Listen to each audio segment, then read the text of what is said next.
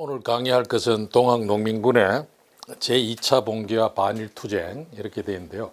조금 이렇게 이제 2차 봉기의 반일투쟁이라는 것을 이렇게 좀 긴 흐름 속에서 이해하기 위해서 제가 그 이전 척유양 운동이라고 하는 이른바 이제 교조 신원 운동 시기의 반일투쟁 이런 것까지 연결해서 이렇게 쭉 개괄을 이렇게 해보도록 하겠습니다. 잘 아시다시피 이제 동학농민군의 일본 인식, 그다음에 이제 이런 부분들이 일찍부터 굉장히 이제 반일적인 이런 게 이제 강했고, 그다음에 2차 봉기는 말 그대로 반일투쟁입니다. 일본의 침략에 항거한 그런 어떤 투쟁이다라는 의미를 가지고 있죠. 우리가 이제 의병전쟁이라는 것도 이렇게 이제 많이 얘기를 하고 있는데, 실질적으로 어떻게 보면은 동학농민전쟁 2차 봉기야말로 가장 규모 면에서나 이렇게 이제 거기 실질적으로 희생된 농민군들의 숫자 이런 거 생각할 때 어쩌면 가장 대규모의 반일 의병이었다라고도 할 수 있어요. 그런 어떤 성격도 분명히 이제 가진다라는 거. 그래서 20세기 초반에 일어났던 그 의병들 그걸 포함하더라도 반일 무력 항쟁으로서 가장 규모가 컸던 것이 아닌가 이런 어떤 생각도 이제 하게 됩니다. 주요 내용을 보면은 이른바 교조 신원운동 시기부터 반일 투쟁이 사실상 시도가 되었다라는 거. 그 다음에 1차 봉기 시기에 일본군들의 어떤 침략 행위에 대해서 농민군들이 어떻게 반응을 하고 또 저항을 했는가 이 부분도 이제 간단히 살피고요. 그러다 이제 2차 봉기 시기에 와서 일본에 대한 어떤 인식들이 어떻게 이제 변해갔고 또 그래서 거기에 대해서 일본의 침략에 반대한 투쟁은 어떻게 전개되었나 이런 걸 살펴보도록 하겠습니다. 여러분들이 잘 아시다시피 이제 동학 사상, 동학이라는 말 자체가 동쪽의 학 이런 뜻이잖아요. 그래서 서학에 대한 반대 이런 얘기를 가져요. 이런 뜻을 이제 가진다라는 것은 잘 아실 텐데요. 서학에 대해서 굉장히 이제 비판적이었고, 그 다음에 또 서양 세력들의 침략 이런 것들이 이제 소문으로도 들리고, 바로 또 중국에서도 몇 차례 아편정전 이후에 그 북경 함락 사건이라든가 이런 것들이 이제 들리고 하니까 거기에 대한 어떤 위기 의식이 점점 고조되던 그 시대 상황을 반영을 하고 있고, 또 내용을 보면은 그러한 위기 의식이 가져오는 적대감 같은 것들도 분명히 있었다. 이렇게 이제 볼 수 있어요. 그래서 보면은 서양은 싸우면 이기고 치면 빼앗아서 이루지 못하는 일이 없으니 천하가 다 멸망하게 되면은 또한 순망지탄이 없지 않을 것이라. 보국 안민의 계책이 장차 어디서 나올 것인가 이런 얘기가 동학경전에 나와 있습니다. 그러니까 이제 여기서 순망지탄이라는 것은 이제 순망치한이라는 사자성어에서 나온 거죠. 입술이 없어지면은 이가 실이다라는 것이죠. 순망치한. 그래서 여기서 순망치한이라는 것은 바로 중국이 멸망하게 되면은 조선도 마찬가지의 위기에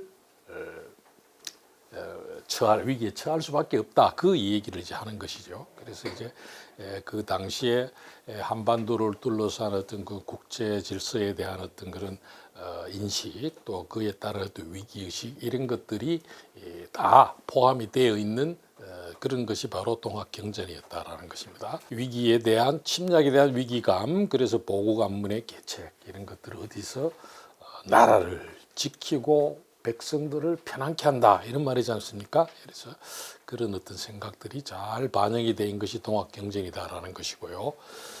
이렇게 이제 위기감을 가지면서도 다른 한편으로는 서학과 서양에 대해서 비교적 냉정한 인식을 보여요. 이 부분이 굉장히 중요합니다. 무턱대고 반대만 한 것이 아니라 서양의 실체에 대해서 냉정하게 이제 바라보는 이런 부분들도 있었다라는 것입니다. 그래서 서양의 군사력이나 무기가 도성입덕, 도가 서양의 나름대로의 도가 이루어지고 거기에 따라서 덕이라는 것이 세워졌다라는 것. 그러니까 서양이 나름대로의 어떤 그런 이념, 종교적인 것을 바탕으로 해서 성공을 한 문명이다라는 것을 전제로 하고서 비판을 하는 거예요. 사이에 그런 어떤 생각들 이런 것들이 보이고요. 그 다음에 이제 서양에 대해서는 비판을 하고 위기의식을 가지지만은 그렇게 심하게 비판을 하지 않아요. 그래서 요망한 서양적이라는 것이 이제 용담유사 가운데 권학가라는 데 나오는데 이게 가장 심한 비판이라고 볼 수 있어요. 서양에 대해서 요망한 서양적. 좀 이따 이거는 일본에 대한 인식과 굉장히 비교가 되는 그런 것인데요. 그래서 이런 어떤 얘기들은 뭔가 하면 서양이 오히려 우리보다 뛰어난 점도 있다라는 것을 받아들이는 거예요. 그 동학 사상을 창도한 수훈 최저우 선생이 그런 것이 있었다라는 것이요. 이런 점이 바로 정통적인 유교 지식인과 큰 차이가 있다. 유교 지식인은 서양 문명을 오랑캐 문명이라고 해서 인정을 하지 않잖아요. 배척의 대상으로만 보는데 이 동학 교조 최재우는 서양도 어떻게 됩니까? 나름대로의 문명이다라는 거. 오히려 우리보다 뛰어난 점도 있다. 이런 지적을 할 정도로 상당히 냉정하게 서양이라는 실체를 파악을 하고자 했다라는 것입니다. 그 다음에 이제 일본에 대한 인식을 보면은 굉장히 강한 적대감이 동학 경전 곳곳에서 드러나는데요. 이 안심가라는 용담유사가 여러 개의 가사로 되어 있는데 그 중에 이제 안심가라는 게 일본에 대해서 가장 심하게 비판을 해요. 그래서 보면은 개 같은 외적놈입니다. 개 같은 외적놈이라는 표현이 세 군데 나와요. 세 번이나 개 같은 외적놈이 전세 임진 왔다 가서 임진왜란을 일으켰다라는 그 기억이 이미 300년 전의 기억이지만은 그게 이때까지 전승이 되고 있었다라는 것을 보여주는 것이죠. 임진왜란이 얼마나 많은 사람들이 죽고 고통을 받았습니까? 그 기억이 오랫동안 전승이 되고 있다는 걸 보여줘요. 그 다음에 개 같은 외적놈을 하늘님께 조화받아 일야에 멸하고서 하룻밤에 외적놈들을 다 물리치고 싶다라는 그 적대감에 강한 적대감이죠. 그래서 이런 것들은 아까 얘기했던 요망한 서양적이라는 구절하고 비교를 해보면 훨씬 강렬한 적대감이 일본에 대한 적대감이 드러나고 있다는 것을 알 수 있죠.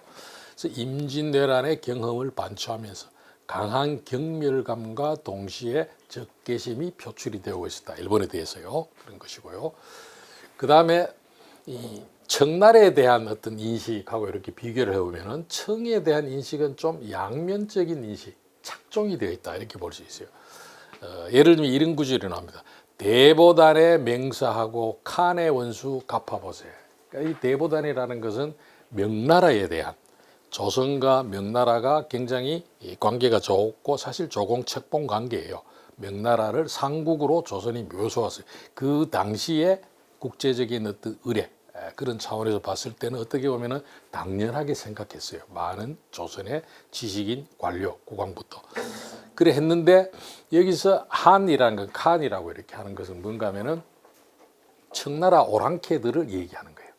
그러니까 명의 입장, 주자학의 입장에서 봤을 때는 만주족 오랑캐인 거예요. 청나라를 세운 사람들은 그렇죠? 거기에 대해 가지고 현재 중국을 지배하고 있는 만주족 오랑캐에 대한 어떤 그런 비판 의식이 여기에는 들어가 있었다. 그래서 이런 걸 보면은 한편으로는 뭡니까? 중화 문명에 대한 일종의 선호랄까요? 이런 것들이 최재우 역시 어느 정도는 가지고 있었다라는 것이 완전히 그렇게 유교 문명에 대해서 비판적이지만 한 것은 절대로 아니었다라는 걸 여기서 볼 수 있죠. 그래서 화이론적 세계관의 일단이 여기에서 드러나고 있다.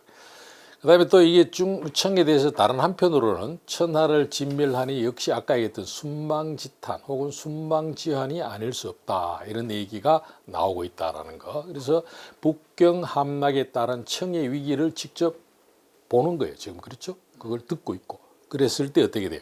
서세 동접, 서양 제국주의 세력이 동아시아, 동양 쪽으로 이렇게 점점점 몰려와 가지고 침략하는 이런 시대 상황 속에서 중국은 그러한 서양의 침략에 맞서서 연대를 해야 될 대상인 거예요. 그런 어떤 생각들. 그러니까 한편으로는 이런 어떤 화이론적인 세계관에 입각해서 중국 청나라에 대한 비판적인 어떤 생각도 있지만은 한편으로는 연대의 대상 혹은 공동 운명체라는 이런 인식, 그러니까 일종의 양면적인 그런 어떤 인식, 이것이 동학 경전에는 내포되어 있었다라는 것입니다. 그 다음에 척외양 운동이라고 해놨는데 이게 이제 전체로 봤을 때 이제 이른바 교조 신원 운동이라는 거예요. 이게 최재우가 교조 최재우가 이 처음 이제 동학을 창도하고 나서 한 4년 뒤에 이렇게 처형이 되죠. 그렇죠? 그 이후로 동학 교도들은 그 최재우가 억울하게 죽였다 해가지고 신원, 그 억울함을 풀어주자라는 운동을 벌이게 돼요. 그게 이제 1892년 이때부터 이제 시작이 돼요.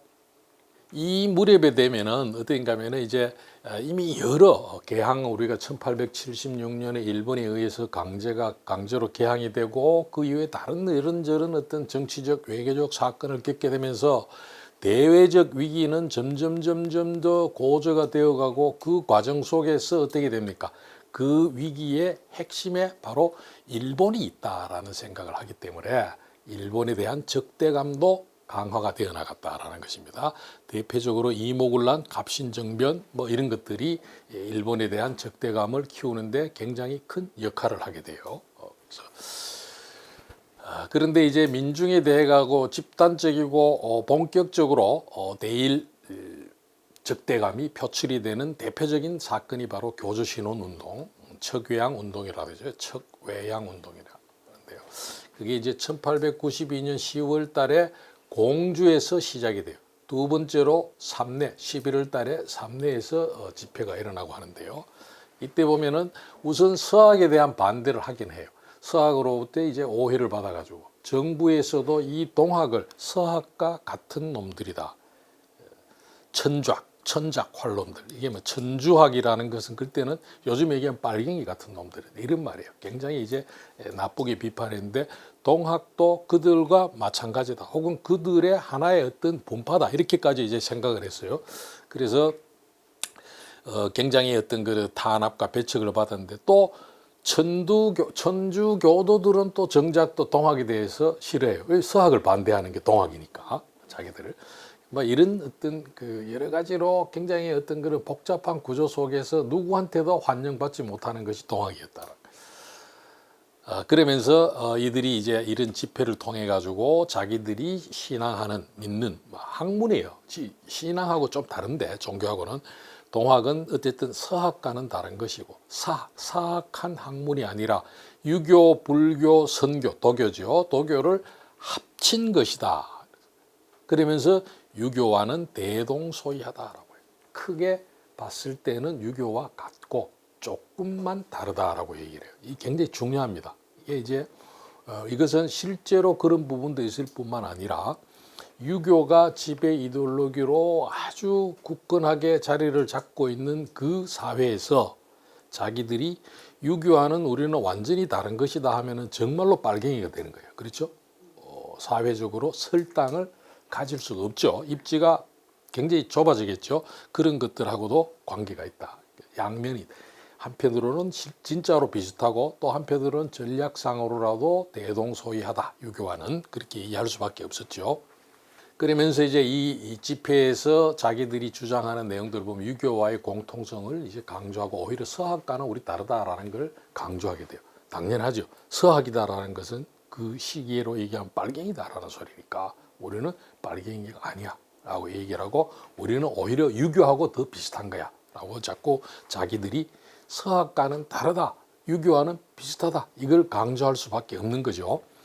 그 다음에 또 일본 상인들의 상행위에 따른 폐해를 매우 구체적으로 얘기를 하고 있는데 외추, 이게 이제 일본 놈들이라는 거예요. 일본의 또 우두머리라는 뜻인데 외추의 해독은 다시 외진에서 날뛰고 외구의 이제 포구 같은 데서 그게 상인들이 많이 활동하는 데잖아요. 그런 데서 그들이 날뛰고 일본 상인들, 외놈들의 상인들은 각 항구를 통해서 무역하는, 무천일인데 무역하는 이익을 독차지하고 있으며 나라 안의 전곡, 돈과 곡식은 탕갈되어서 다 바닥이 나서 백성들은 하루하루를 지탱하기 어렵다. 그런 얘기를 이제 이 공주 집회, 삼내 집회를 통해서 동학교도들이 하고 있다라는 거. 그래서 서양에 대해서는 서학을 유입한다라는 이런 점에서 반대를 해요. 서학이라는 것은 굉장히 나쁜 학문으로서 정부에서도 규정을 하고 있고 동학 자체도 서학에 대해서는 반대하는 그런 어떤 성격을 가지니까 서양은 또 직접적으로 이때만 하더라도 경제적인 침탈을 한다든가 정치적인 침탈을 한다든가 하는 어떤 구체적인 어떤 침략 행위는 거의 없어요. 그 이전에 병인양요, 신미양요가 있었지만 그거는 이미 수십 년 전의 일이죠. 그 다음에는 이들에 의한 구체적인 침략행위, 경제적, 정치적 침략행위는 거의 없었어요. 이들이 문제가 되는 것은 가장 문제가 되는 것은 서학, 천주교라는 종교였다. 그래서 거기에 대해서 이제 반대를 하고 일본에 대해서는 그런 어떤 문제가 없기 때문에 거의 가장 중요한 것이 이래 경제적인 침탈 행위에 대해서 이렇게 반대를 하고 있다. 다르죠. 서양과 일본에 대한 반대 내용. 그리고 일본의 침탈에 대해서도 경제적 침탈에 대해서만 지적을 하고 정치적 침략 행위에 대해서는 아직 언급을 안 해요. 이게 그 이전에 아까 봤던 갑신정변이라든가 이모군란 이럴 때 어떻게 됩니까? 이미 이 서울에 있는 시민들은 일본 사람들을 공격하죠. 막 죽이기도 하고 이랬죠. 그런 일이 있지만은 그것이 아직 일반 백성들에까지 실질적인 생활 속에서 일반의 어떤 일본의 침략 행위를 느낄 만한 사건이 별로 없어요. 가장 중요한 것은 경제적인 침탈이었고 경제적인 피해를 입는 그런 사람들이 이 집회에 참여를 했기 때문에 그들의 생각이 반영이 된 것이다. 이렇게 이제 볼 수가 있겠습니다. 그래서 이런 얘기를 해요. 관세, 무역을 할 때 이렇게 형성되는 세금이죠. 그 다음에 시장의 세금, 그 다음에 산림이나 천택에서 나는 이득을 모두 외국 오랑캐들에게 돌아가니 역시 우리가 주먹을 치고 눈물을 흘리는 바이다. 이제 우리라는 것이 동학교도들의 그 집회에 모인. 그러니까 이들은 교조 신원 운동을 하겠다라고 모였지만은 실질적으로 보면 어떻게 됩니까? 척외 척양인 거예요. 일본과 서양 오랑캐들의 다양한 침략 행위, 학문을 통한 그러니까 종교를 통한 침략, 경제적 침략 이게 중심입니다만은 거기에 대해서 반대를 하고 있었다라는 걸 볼 수 있고요.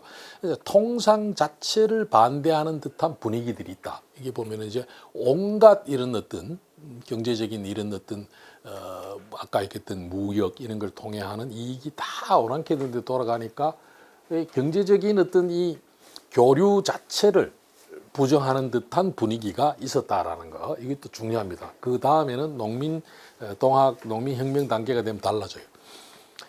그 다음에 척외양 구호가 전면적으로 제시된 것은 아직 아니었다. 이때만 해도 공주 집회와 삼례 집회 1892년에 있었던 그 집회만 해도 그러다가 1892년 12월 달에 조과해통이라는 이 상소문입니다. 그 다음에 93년 2월 달에도 복합 상소를 해가지고 광화문에 서울까지 올라와 가지고 40명의 대표들이 국왕에게 상소를 올려요. 그런 어떤 일들인데 역시 이 단계까지만 하더라도 외세의 침략과 서양 오랑캐에 대한 어떤 반대 요구는 이런 것들은 거의 안 보여요. 사실은 이때까지만 해도 본격적으로 그러니까 아까도 있지만은 척외양 구호가 전면으로 제시되지는 않았다. 이런 무역을 통한 어떤 경제적인 손실, 그 다음에 서학의 어떤 그런 유포에 따른 어떤 그런 문명적인 어떤 문화적인 위기 이런 것들만 얘기를 하죠. 교리가 유교와 유사하다는 점 등 교리 설명이 중심이에요. 그러니까 우리가 믿는 이것이 우리가 빨갱이가 아니다. 우리는 대한민국을 사랑하는 사람들이다. 이런 어떤 얘기인 거예요. 우리는 유교하고 비슷하다. 우리를 배척하자마자 우리는 오히려 유교를 좀 더 발전시킨 것이다. 이런 어떤 강조를 하게 되고요. 그 다음에 탐관 어리들이 침탈하는 것들 이런 것들을 좀 금지해라. 그러니까 이제 동학을 믿는다 그러면은 이 탐관 어들이 와가지고 온갖 것을 뺏어가고 괴롭히는 거예요. 그런 것들 좀 하지 마라. 이런 것들이죠. 교조의 신원 요구 다 통하는 겁니다. 교조가 어떻게 됩니까? 사교, 사악한 종교를 하는 괴수다고 해서 이 사람이 동학이 이 정부로부터 탄압을 받았는데 신원을 한다라는 것은 뭔가 하면은 그 최재우가 억울하게 죽었다. 사실은 빨갱이가 아니다. 이런 것이죠. 그걸 정부에서 인정을 해주게 되면 어떻게 됩니까? 포교의 자유가 실현이 되는 거예요. 그래서 그런 걸 요구한다. 그다음 넘어가. 그다음에 이제 척양 운동이 본격적으로 일어나요. 아까 얘기했던 공주 집회, 삼례 집회만 해도 서학에 대한 반대, 일본 상인들의 상행위에 대한 어떤 폐 이런 것들을 했지만은 척외양이라는 구호를 공식적으로 내걸지는 않았는데 이 93년 1월 달 이 무렵에 전라도에서부터 제2차 삼례 집회라는 것 이때부터 이제 본격적으로 나오는데 이때 전봉준을 중심으로 한 전라도 일대의 교도들이 전라감사에게 의송이라는 게 뭔가 하면은 자기들 나름대로의 호소문 같은 거예요. 이런 것들을 올렸어요. 그런데 그 명의가 동학창의회소 이렇게 되어 있는데 이 교조신원운동, 그 앞에 있었던 교조신원운동이라든가 그다음에 있었던 여기 있던 복합상소 이때와 달리 종교적 요구는 완전히 사라져요. 교조신원 해달라. 우리 단합하자면 이런 얘기가 안 나와요. 뭐가 나오느냐? 오로지 척외양. 전면에 내거는 것이 교조신원, 종교적 포교의 자유를 달 이런 얘기 안 해요. 안 하고 이렇게 척외 척양이라는 것을 전면에 내걸고 이 척외 척양을 통해서 보고갑니다. 이 보라는 것은 지킬 보하고 사실 큰 차이가 없어요. 도울 본데 국가를 위기에 빠진 국가를 돕고 안민이죠. 백성들을 편안케 한다 이런 뜻이죠. 이런 것들이 강조가 되어 그 다음에 또 외와 양에 대한 직접적인 공격 의지가 처음으로 표출이 됩니다. 이게 그 이전에 교조신원운동 단계하고 이제 다른 점인데요. 외의를 초멸하게, 초멸이라는 것은 다 잡아서 죽인다라는 뜻이에요. 어떻게 보면은 없어지게 한다라니까 이런 어떤 굉장히 공격적인 의지죠. 위에서 창의했다. 그다음에 소파행, 파괴하고 쓸어버린다라는 게 외와 양을 굉장히 공격적인 이런 것들이 나타나고 그 다음에 이제 이원 온날의 의료와 자기들을 의료라고 해요. 의료와 함께 힘을 합쳐서 물리치자. 뭐를? 이 오랑캐들을 물리치자라는 얘기. 굉장히 공격적인 의지가. 그 이전에는 아주 노골적인 척외 척양했던 주장이 굉장히 약하게 나왔더라도 거의 안 나왔다면은 이제는 굉장히 강하게 나오고 그 다음에 2차 삼례 집회가 이제 나타나는데 이게 1893년 2월입니다. 94년 2월 달에 이때가 뭔가 하면은 서울에서는 복합상소가 일어날 때예요. 그때 삼례에 모인 교도들이 일반 민인들에게 통고문을 제시해요. 아주 흥미로운 통고문입니다. 이런 것이 나와서 이게 뭐 잘 안 알려져 있어요. 뭔가 하면 이런 얘기예요. 밭 가는 사람은 밭을 갈고 글 읽는 사람은 글을 읽으면서 두려워하거나 동요하지 말라. 그 다음에 이 동학 교도들에게는 우리들은 외양을 초멸하려는 것일 뿐이다. 그래서 평민들에게는 관여할 바가 없으니 삼가하여 민간에서 폐단을 일으키지 말고 이를 범하는 자는 벌을 내리겠다.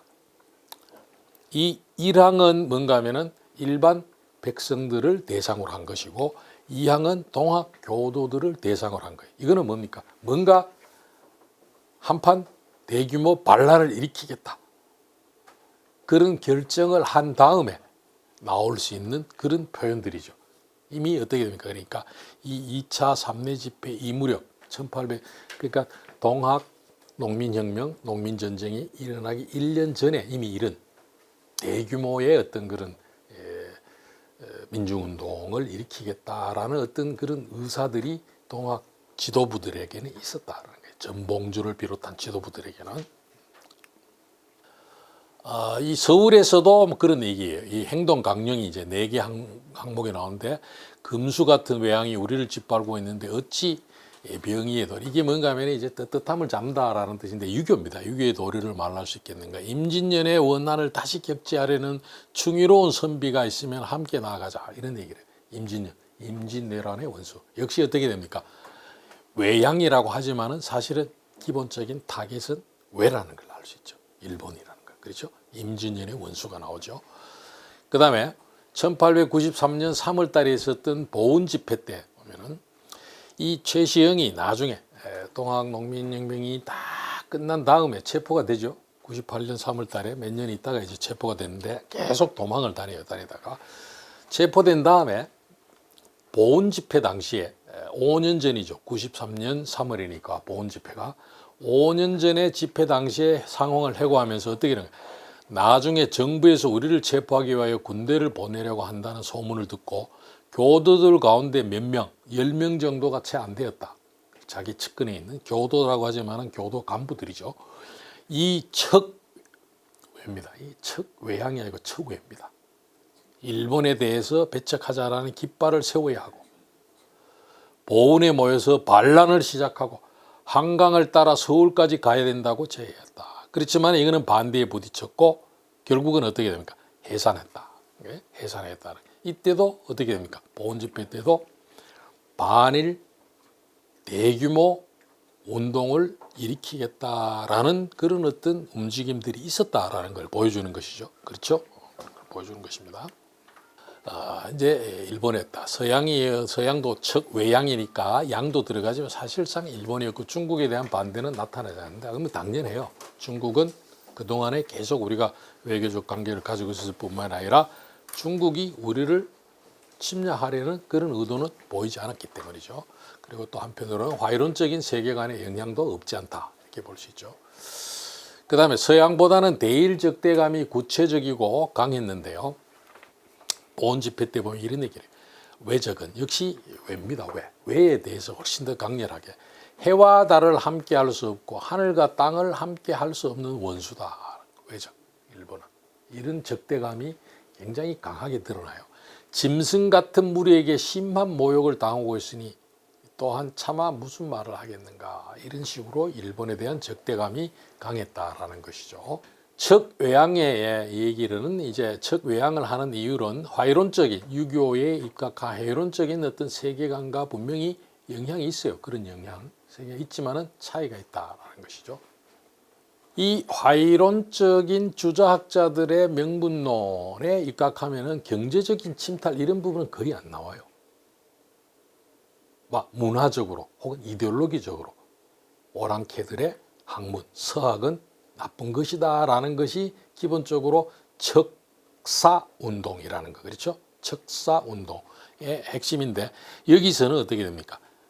경제적 침탈과 관련한 문제들을 비교적 정확하게 지적했다. 그리고 또 어떻게 됩니까? 정치적으로 외와 양이 국왕을 핍박하고 있는 이런 현실에 대해서도 반대를 하는. 그러니까 정치적이고 경제적인 어떤 측면이 굉장히 강하게 함께 제기가 되고 있다는 것이 이 화이론적인 명분, 척사론자들의 척외양과는 성격을 달리하는 점이다. 이건 나중에 또 얘기를 하겠습니다.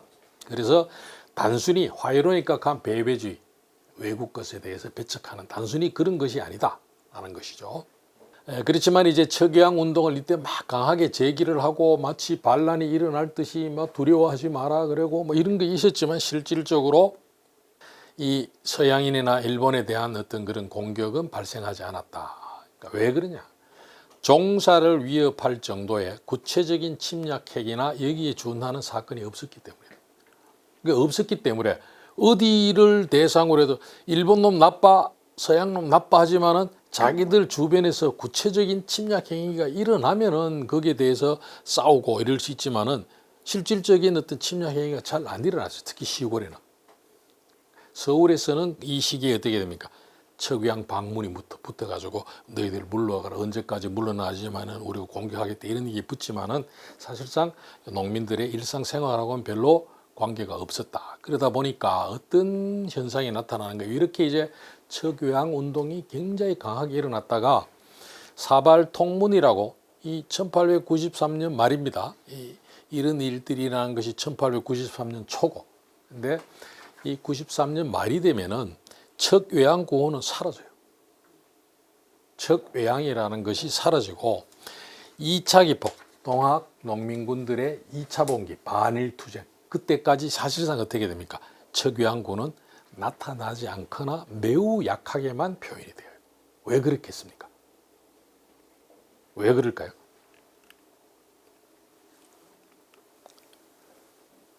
가장 큰 이유는 뭔가 하면은 아까도 얘기했지만 구체적인 침략행위에 준한 사건이 없을 때 척외양하자라는 구호는 많은 백성들을 끌어들이는 데 한계가 있어요. 자기가 직접 피해를 입고 뭔가 자기의 어떤 일상생활에 위협을 준다든가 생존에 어떤 그런 곤란함을 가져온다든가 이런 것이 있어야 백성들이 참여를 할 수 있는데 그런 것이 없어요. 백성들에게 일상생활 속에서 그것보다 훨씬 더 큰 위협은 뭔가 하면은 탐관 오리들의 수탈이에요. 외놈, 양놈들의 문제가 아니라. 그러니까 어떻게 돼요? 척외양이라는 것은 쑥 들어가고 탐관 오리들에 대한 수탈에 반대하는 것, 이런 것들. 내부적인 부정부패, 사회적인 병폐들, 여기에 대해서 비판을 하는 것이 전면에 내걸리게 된다. 그게 동학 농민운동의 모습이에요. 그래서 보면은 1차 봉기 그리고 이제 집강수 시기까지 이제 반일투쟁이라는 것은 굉장히 약하게 일어난다. 굉장히 약하게 일어나요. 우리가 생각하기에는 우리가 이제 동학 농민운동, 뭐 동학 농민전쟁 이렇게 하면은 이게 기본적으로 반봉건 반외세이기 때문에 처음부터 외세에 대해서 반대하는 이런 어떤 목소리가 굉장히 컸을 것으로 생각이 되는데 오히려 안 나타났다라는 거예요. 처음에도 전혀 없진 않아요. 반일 내지는 반외세와 관련된 게 그렇지만은 아까 했던 사발 통문 봉기 개혁 이후에 일관됩니다. 척외양 관련되는 내용이 전혀 없고 또 특히 어떻게 됩니까? 동학 우리가 이제 농민혁명 이렇게 얘기를 하는데 동학 교도들이 핵심적인 어떤 그런 농민군의 전체 비중 중에서 가장 많이 차지하는 것이 동학 교도예요. 그거는 분명해요. 그런데 1차 봉기에 보면은 동학 사상에 대한 얘기도 전혀 안 나와요. 동학과 관련된 얘기가 막 거의 없어요. 거의. 이것도 특이합니다. 외국에서 이런 종교 같은 걸 사상적 배경으로 한 저런 어떤 운동들이 있는데 그런 운동들에는 다 어떻게 됩니까? 자기들이 신앙하는 종교적인 요구들이 전면에 등장을 해요. 근데 여기서는 그게 안 나타났다. 이건 뭐 복잡한 문제입니다만 어쨌든 그리고 척외양 관련 내용이 전혀 없었다라는 거. 그래서 부분적으로만 제기돼요. 1차 봉기에는 척외양이라는 것이. 그래서 아까 얘기했듯이 1차 봉기에 핵심적으로 내거는 어떤 그런 슬로건, 구호들은 부정부패에 대한 반대. 그 다음에 인민, 백성들과 동학교도에 대한 침학의 반대. 반수탈이에요. 반탐학이고. 그게 핵심이었다라는 거예요. 근데 기포 직후의 4대 명이라는 거, 일종의 이제 4가지 행동 지침 같은 거예요. 하나의 목표일 수도 있고 이런 것들을 내거는데 그 4개가 이런 거예요. 불살인, 불살물. 뭐 이것만 하더라도 할 얘기가 굉장히 많은데 살인을 하지 말고 물건을 죽이지 마라. 물을 죽이지 마라. 이거는 세계사적으로 봤을 때 어떠한 민중운동에도 나오지 않는 얘기예요. 굉장히 중요합니다. 근데 이런 걸 우리는 놓쳐왔죠. 그동안에. 살인을 하지 마라라는 거 좀 이따도 날 얘기할 기회가 있을 것인데 이것도 특이한 겁니다. 예를 들면은 유럽에서 일어난 이게 있나 없나 이게 내가 안 가져왔나 없어 이게 외국의 유럽에서 일어난 어떤 이 시기에 중세 말기 근대 이행기 이 무렵에 일어난 대규모 반란 또 우리 가까운 중국에서 일어난 태평천국이 이제 대표적인데 그렇게 사람을 많이 죽여요. 죽여라라고 지시를 해요. 유럽 같은 경우에는 어떻게 됩니까? 특정한 종교 교파의 제세례파라든가 이런 교파의 교도들이 들고 일어나는 거예요. 그 목회자들. 토마스 민처 같은 거 독일 농민적인 이제 대표적인 사람인데 그런 집단들이 들고 일어나서 각 지역을 점령을 한 다음에 자기들과 다른 교리를 믿는 다 기독교지만은 그 안에서 분파가 많죠. 그런 사람들에 대해서 굉장히 잔인하게 공격을 해요. 어린애도 죽이고 임산부도 죽이고 노약자들도 죽이고 괴롭히고 그것을 보고 즐거워하고 이런 것들이 있어요. 중국에 태평천국이 일어났을 때 태평천국의 최고 지도자가 1851년에 이제 시작이 되는데 그 최고 지도자가 홍수전이라는 사람이에요. 홍수전이라는 사람이 이 동농민군과 마찬가지로 이런 어떤 행동 지침 같은 걸 내거는데 거기에는 어떻게 됩니까? 청나라 황제 이하 요만하고 표현해요. 청나라 관리와 청나라 군인들을 다 죽여라라고 지시를 해요. 그거는 다른 나라의 반란에서는 일반적이에요. 상대방, 자기들의 상대방에 대해서는 죽여라라고 하는 것이. 심지어는 식인까지예요. 식인. 체포되었거나 이런 자기들의 적대적인 사람들을 먹는, 배고파서 먹는 게 아니에요. 그 적대감, 거기에 대한 어떤 증오심 이런 것들이 그리 강했던 거예요. 그 다음에 이 홍수전이라는 사람이 태평천국이라는 반란을 일으키기 이전에 배상제골, 배상제교라는 건 배라는 건 숭배한다 할 때 배입니다. 상제는 옥황상제할 때 상제, 그러니까 하느님이라고 볼 수 있어요. 하느님을 믿는 종교라는 이런 어떤 종교를 창시를 해요. 홍수전이. 그래서 이제 그게 최고 지도자인 천황이 되는데, 그래서 이 사람은 자기가 어떻게 됩니까? 하늘나라에 가서 하느님을 만났다고 해요. 그래서 하나님의 양자가 되는 거예요. 내가 하느님의 아들인 거예요. 그리고 예수 그리스도의 동생이라고 해요. 그런 어떤 생각을 가지고 반란을 일으켜요. 그러면서 얼마나 생명에 대한 어떤 그런 공격성, 그러니까 인명에 대해 가지고 추호도 거리낌이 없다라는 걸 잘 보여주는 게 뭔가 하면은 하느님으로부터 뭔가를 받아서 하게 지상세계에 내려왔다라는 거예요. 뭘 받았어요? 칼을 받아요. 칼 이름이 참마도예요. 마귀들을 참수하는 이런 칼을 가지고 왔다. 그렇기 때문에 어떻게 돼요? 모조리 죽여라 라고 얘기를 할 수 있는 거예요. 그리고 실제로 어떻게 됩니까?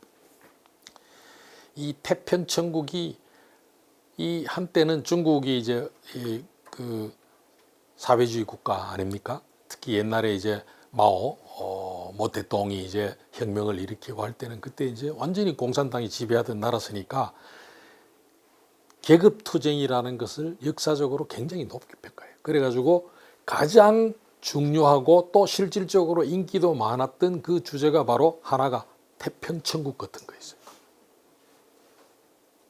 굉장히 높게 평가했대요. 역사를 발전시키는데 굉장히 중요한 역할을 했다. 태평천국. 그런데 요즘 와가지고는 어떻게 됩니까? 태평천국이 가지는 역사적 의미가 쭉 땅에 처박히고 있어요. 그 이유는 뭔가 하면은 중국 정부가 계급투쟁보다는 현대화라고 하는데 마더나이제이션이라는 우리를 얘기한 근대화 이것을 중시해요. 그러다 보니까 그런 점에서 어떻게 돼요? 태평천국은 오히려 근대를 방해한 것처럼 미신을 믿고 아까 얘기했잖아요. 하느님을 만나고 오고 참마들을 가져오고 이런 것들이 안 맞는 거예요. 뭔가. 반면에 과거에 계급투쟁이라는 것을 강조하던 시절에는 굉장히 나쁜 놈들 또 나쁜 사상, 나쁜 행동으로 비판을 받은 것들 중에 하나가 뭔가 하면 대표적인 게 양무운동 같은 거예요. 우리도 들어봤던 이홍장이라든가 좌종당이라든가 하던 이런 고위 관료들 내지는 아주 최상위 엘리트들이 추구한 양무, 서양의 일들을 배우자라는 것이 양무인데 그 운동을 추진한 사람들이 과거에는 어떻게 됩니까? 굉장히 개량적이고 우리를 얘기하면 반쯤 친일파 비슷한 놈들이다 라고 매판 자본이다 이렇게 해가지고 굉장히 비판을 받았었는데 요즘은 그런 사람들이 어떻게 돼요? 중국 공산당에 의해서 중국의 근대화를 앞장서서 이끌어간 중요한 인물들 평가를 받아요. 이제 역사가 그게 바뀌어졌는데 그런 어떤 큰 변화가 있지만은 또 하나 태평천국이 낮게 평가되는 평가가 급전직하한 중요한 이유가 뭔가 하면은 태평천국 운동 기간 동안에 너무나 많은 사람이 죽었다라는 거예요. 그러니까 보통 한 2천만 내지 3천만이 죽었다고 해요. 태평천국 한 10년 조금 지나는 기간 동안에. 물론 그것은 어떻게 됩니까? 태평천국군이 청나라 군대와 관리들 혹은 어떤 일반인들을 죽인 것만을 얘기하는 것이 아니라 그 반대가 오히려 더 많았죠. 청나라 군대가 혹은 청나라에 나중에 아까 얘기했던 양무운동을 주도한 이런 사람들이 각 지역에 있는 엘리트들이 자기 나름대로의 어떤 그런 자위단 같은 걸 만들어서 단련이라고 하는데 그걸 만들어서 태평천국군을 공격을 해요. 그래서 그들에 의해서 죽은 태평천국군의 숫자가 훨씬 더 많았던 것으로 평가는 되지만은 어쨌든 쌍방에 의해서 많게는 7천만 정도가 죽었다라고. 이건 상상도 할 수 없는 거예요. 어마어마하게 죽은 거예요. 그래서 그렇게 많은 사람을 죽인 결과가 무엇이냐 이런 얘기가 나오지 않을 수 없는 것이죠. 사람의 생명을 함부로 하는 것은 정말로 나쁜 거예요. 그래서 요즘도 저는 학교에서 학생들 쭉 가르치는데 인류의 어떤 역사, 우리나라의 역사만이 아니라 갔을 때도 우리가 굉장히 조심해야 되는 것이 있다. 농민전쟁도 마찬가지예요. 우리 동학 농민혁명이고도 우리는 이제 척외양 혹은 반외세 또 반봉건 이렇게 해가지고 막 열심히 싸웠다라는 걸 굉장히 이렇게 높이 평가했는데 그 자체가 틀린 말은 아니죠. 외국 군대가 쳐들어와서 다른 것도 아니라 나의 가족, 내가 아는 친척들 이런 사람들을 막 죽인다 그럴 때 거기에 대해서 분노하지 않을 사람이 누가 있어요? 그렇죠? 그거는 맞는 거예요. 맞는 것이지만은 또 한편으로 어떻게 됩니까? 침략행위, 침략을 통해서 아무런 죄도 없는 다른 나라 사람을 국적이 다르다는 이유로 혹은 종교가 다르다는 이유로 죽이는 것이야말로 정말로 나쁜 것이라는 걸 같이 가르쳐야 돼요. 잘못하면 어떻게 돼요?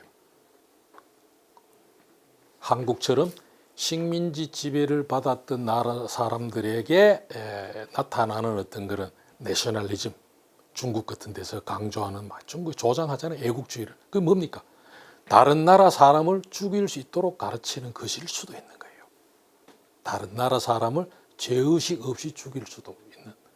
그러니까 침략해오는 사람들이 나쁘다라는 맥락이 아니라 누군가를 침략하는 행위 그 자체가 나쁘다라는 거기에 수반되는 폭력이 나쁘다라는 걸 같이 가르쳐야 되는 거예요.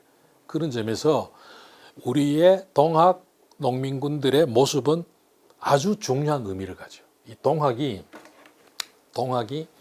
동학 농민혁명과 관련된 기록들이 작년에 세계 기록 문화유산으로 등재가 되었어요. 여러분들 들어보셨죠? 세계 기록 문화유산이라는 거 굉장히 중요합니다. 인류 보편의 가치를 이제 지키고자 했고 그것을 더 이렇게 발전시키고자 했던 역사적 사건들과 관련된 기록들을 그 유네스코에서 유엔 산하에 있는 유네스코에서 본부가 지금 파리에 있어요. 프랑스. 거기서 이제 하는데 동학 농민혁명 관련 기록도 이제 들어갔어요. 그래가지고 올해 8월 달에 원래 9월 달에 1년이 된 기념으로 유네스코에서도 사람들이 많이 오고 해서 이것이 가지는 세계사적인 의미 등등에 대해서 국제학술들을 크게 했어요. 할 때에 그 동학 농민혁명 관련 기록물이 가지는 가치와 미래지향성 이런 것들에 대해서 제가 하나를 발표했는데 제가 거기서 발표한 것 중에 하나도 바로 그런 거예요. 그런 얘기를 하면서 어떤 얘기를 했는가 하면은 동학이라는 것을 우리가 세계 기록 문화유산에 신청을 할 때도 그렇지만은 거기서 이제 우리를 이 동학농민혁명이 세계적인 의미가 있다라고 이렇게 판정을 하는 어떤 그런 바탕이 되는 데는 뭔가 하면 이것이 자유와 인권과 평등과 민주주의 발전에 굉장히 큰 영향을 미쳤다. 한국 민주주의의 역사적 뿌리가 됐다. 다 맞는 얘기죠. 틀린 말이 아니죠. 그런데 어떤 문제가 있는가 하면 그런 부분들만 자꾸 강조하게 되면은 사실 어떻게 돼요? 동학보다도 훨씬 일찍이 또 훨씬 더 적어도 우리가 봤을 때는 훨씬 더 정교하게 자유와 평등과 민주주의, 인권 문제 등등을 내세우고 거기에 대해 가지고 크게 영향을 미친 세계적인 사건들이 굉장히 많아요. 우리가 대표적으로 얘기할 수 있는 게 뭡니까? 동학 농민 전쟁보다 한 100년 정도 앞서 있었던 프랑스 혁명 같은 거. 프랑스 혁명, 여러분 프랑스 혁명에 내 나왔던 인권선언 몇 가지 버전이 있는데 시계 인권선언 같은 거 보면 지금 봐도 전혀 손색이 없어요. 그 다음에 영국의 명예혁명 때 나오는 권리장전 같은 것들. 그거는 훨씬 더 전에 수백 년 전의 얘기죠. 이런 것들. 그래서 이런 것들이 잘못 이해되면 어떻게 되는가 하면은 동학농민혁명이 그냥 세계 이미 우리보다 더 훨씬 일찍 정교하게 했던 무수한 세계적인 사건의 아류, 에피고네라고 하는데 아류에 불과하게 돼요. 그렇게 내세우면은 우리가 여러분들 생각해보세요. 베트남에 도이모이 운동을 해가지고 우리 새마을 운동을 배워가지고 막 경제 발전했잖아요. 그 다음에 예를 들어서 아프리카 쪽에서 뭔가를 해가지고 열심히 이제 해가지고 우리도 한국 따라가겠다 해가지고 우리도 경제개발 계획을 세우고 해가지고 우리도 이제 $10,000 돼서 그러면은 우리가 뭐라고 생각했어요? 열심히 해봐라.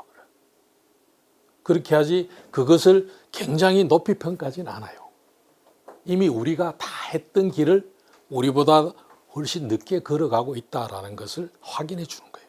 그러나 제가 아까 얘기했듯이 불살인, 불살물 등 포함해가지고 동학 농민전쟁, 동학 농민군들이 이렇게 보여주는 생각과 행동에는 세계 어느 나라의 대규모 프랑스 혁명이 되었든 독일 농민전쟁이 되었든 영국의 명예혁명이 이런 데서는 나타나지 않는 그러나 굉장히 중요한 보편적 의미를 가지는 그런 부분들이 있어요. 그런 부분들을 잘 살려내야 돼요. 이제는 우리가 어떻게 됩니까? 서양을 막 따라가고 우리도 서양이 했던 거 우리도 했다 이런 걸 자랑할 시기는 지났어요. 우리도 이제 선진국이 되었어요. 오히려 우리가 어떻게 됩니까? 세계를 이끌어 가야 될 부분도 없지 않아요. 특히 어떻게 됩니까? 한국은 식민지 지배를 받았던 나라 중에서 유일하게 선진국이 되었어요. 이거는 굉장히 중요합니다. 그 부분 내가 좀 더 시간이 되면은 좀 더 얘기를 하기로 하고요. 그래서 불살인뿐만 아니라 이 불살인도 굉장히 중요한데 불살물까지 나와요. 이 물은 뭐냐? 사실상 무생물까지 포함된 것으로 이해를 해요. 지금 과거에는 어떻게 나도 한 20년 전까지만 해도 이 불살물을 어떻게 생각했는가 하면은 물건을 해치지 마라. 어떤 물건을? 다른 사람의 재산을.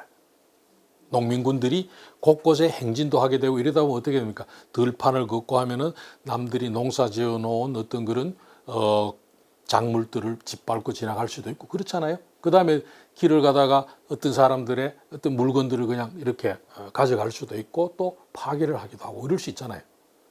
그런 것을 하지 마라 그런 것으로 알았는데 그런 것이 아니라 요즘 동학 사상의 이런저런 거하고 같이 생각해보면 이거는 불살물이고 여기에는 어떤 게 있는가 하면은 삼경사상이라고 하는데요. 사람과 물건과 하늘을 삼위일체로 보는 거예요. 삼위일체로 봐서 나는 동학 교도는 아닙니다. 그래서 나는 무교예요. 그래서 그 삼위일체로 봐가지고 인간이라는 존재가 그냥 자기가 잘나서 만물의 영장이다 이런 어떤 식으로 생각해서는 안 된다는 거예요. 인간이 살기 위해서는 이 삼라만상을 만든 뭔가가 있는 것이고 그걸 이제 총체적으로 천이라고 하늘이라고 합시다. 그다음에 물이라는 것은 요즘 얘기하는 자연 환경 같은 거예요.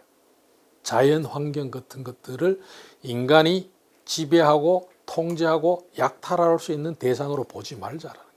요즘 와가지고 그래서 생명, 기후위기, 환경 문제, 생태 문제 이런 것들과 관련해 가지고 봤을 때 굉장히 중요한 의미를 가지는 것이다라는 거예요. 농민군들의 생각은 이와 같이 프랑스 혁명, 독일 농민 전쟁 등등 서양에 있었던 많은 역사적으로 우리가 잘 아는 큰 사건들하고는 상당히 다른, 그러나 현실적으로 인류 모두에게 중요한 의미, 가치가 있는 그러한 생각과 행동들이 있었다라는 것을 오히려 우리는 강조를 해야 돼요. 그래야 어떻게 됩니까? 이 동학이라는 것이 세계적으로 관심을 가지게 돼요. 세계적으로 뭔가 메시지를 줄 수 있는 거예요. 그냥 우리도 자유, 인권 추구했다 그러면 어떻게 됩니까? 프랑스 혁명, 프랑스 사람들이 봤을 때는 우리보다 100년 늦게 했는데 우리보다는 많이 부족하군 이렇게 생각할 거 아니에요.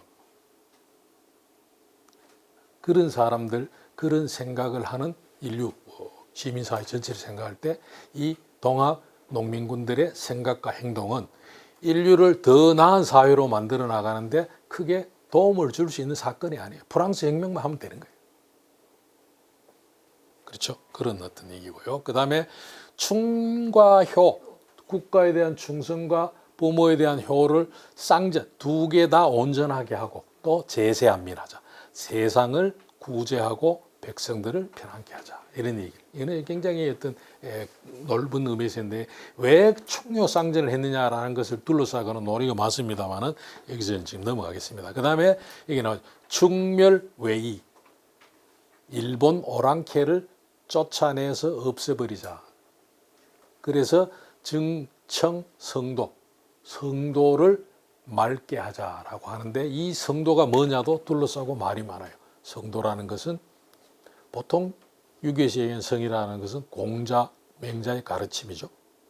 근데 여기는 이제 동학 교도들이기 때문에 이것은 교주 최제후의 도를 얘기하는 것이 아니냐 이렇게 얘기한 사람도 있는데 중요한 것은 아니고 여기서는 지금 충멸외이 이런 강령이 제시는 되었다라는 거예요. 그렇지만 아까 얘기했지만 어떻게 됩니까? 사실상 부분적으로만 제기되고 부정부패 이런 것들이 가장 큰 어떤 예를 들면 구병입경 병대를 몰아서 서울에 들어가서 진멸권기 힘센 귀족들 권기라고 하죠. 그렇죠? 권력을 가진 귀족들을 진멸 다 없애버리자. 그런 다음에 대진 크게 진작을 한다. 크게 한번 이렇게 흔들자. 뭐를? 기강을. 그래서 입정 명분을 바로 세우자 이런 것이죠. 그래서 훈도 여기도 마찬가지입니다. 성인의 훈, 교훈, 가르침을 따르자라고 이렇게 하고 있다는 거. 이게 이제 있었다라는 것이고요. 그 다음에 1894년 4월 4일에 부안에 주둔하던 농민군이 법성포라는 거, 그 영광 지금 영광이죠.